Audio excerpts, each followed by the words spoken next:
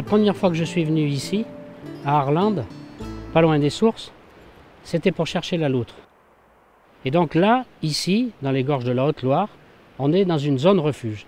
On en tuait à l'époque, au début du siècle et jusqu'à la protection, 3 à 4 000 par an quand même, hein, durant les années 80, 90, et ça continue encore aujourd'hui. Elle est partie recoloniser tout l'aval, et c'est comme ça qu'elle est en train d'arriver sur la Grande Loire, dans les pays de la Loire, au pied des châteaux de la Loire pratiquement.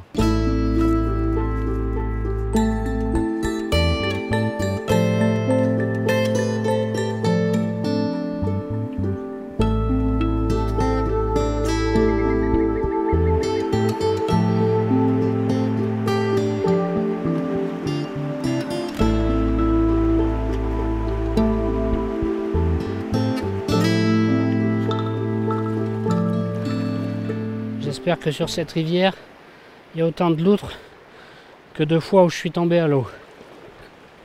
Pisteur de loutre, c'est un métier à haut risque. Dans un courant comme ça, vous voyez que la rivière est beaucoup plus rapide.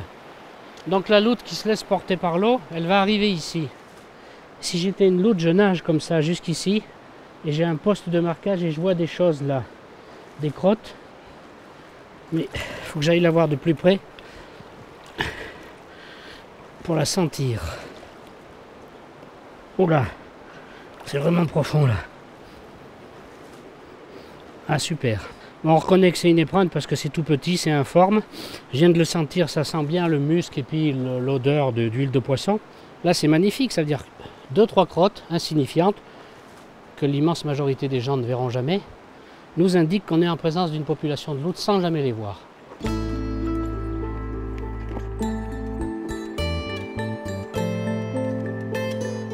Dans un endroit comme ça, je ne cherche pas à être plus fort que l'animal.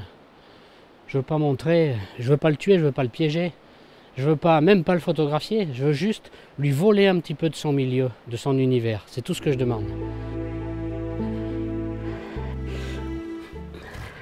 Ah, là, je crois qu'il y a quelque chose d'intéressant. On va regarder de plus près. Ah ben voilà, typiquement, ça c'est un abri. Ça veut dire que c'est un abri temporaire. Pendant la nuit, elle chasse. Il faut qu'elle sèche sa fourrure, qu'elle se repose. Et donc, elle se couche ici. Elle est tranquille, elle est abritée.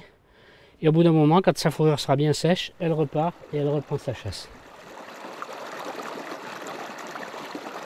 Ça peut paraître un peu bizarre, voire pathologique, de s'intéresser à une espèce pendant 40 ans sans pratiquement jamais la voir, puisque moi, en France, par ici, je l'ai vue que 5 ou 6 fois, quelques secondes à la tombée de la nuit, quand elle traversait dans l'eau, ou une autre fois quand elle mangeait des crapauds au bord d'un étang, mais enfin, c'est très fugitif comme vision.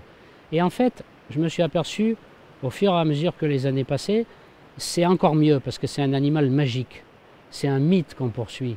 Et en poursuivant ce mythe, c'est toute la nature qu'on poursuit, et c'est toute la vie sauvage.